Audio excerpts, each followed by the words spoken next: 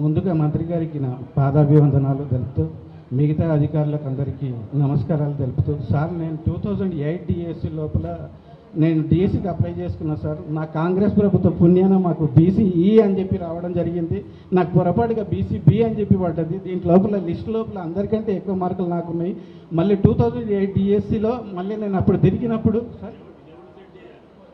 Sir నా commissioner sir అయితే నా ప్రూఫ్స్ చూడండి సార్ ఒక్కసారి ప్లీజ్ సార్. అయితే ఇప్పుడు ప్రస్తుతం కాంట్రాక్ట్ ఎస్జిటిగా ఇస్తున్నారు సార్. ఆ లిస్ట్ లోపల అందరికంటే కూడా ఎక్కువ మార్కులు నాకు ఉన్నాయి సార్. కానీ మళ్ళీ ఆ పొరపాటు అధికారులు చేయడం వల్ల 16 సంవత్సరాల నుంచి వెళ్ళి నాకు మొత్తం అన్యాయం జరిగింది సార్ ఇప్పటి వరకు. ఇప్పుడు నాకు పోస్టింగ్ అది కాంట్రాక్ట్ ఇచ్చిన ఒక 10 సంవత్సరాలు మాత్రమే ఉంటుంది సార్ నాకు. నేను అన్ని రోజులు తిరుగుతున్నా, ఏ అధికారులు కూడా సరిగ్గా పట్టించుకోవడం లేదు సార్ నాకు.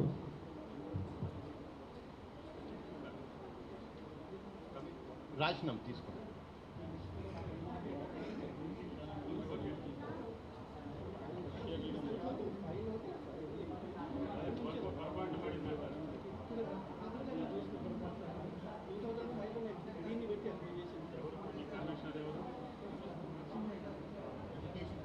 నరసింహారెడ్డికి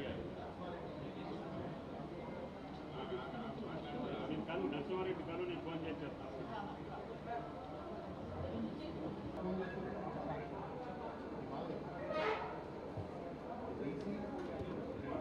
ఒక అతనిది ఇది డిఎస్సిలో బీసీడీ బీసీబీఓ ఏదో చేశారు మనోళ్ళు తప్పు వల్ల.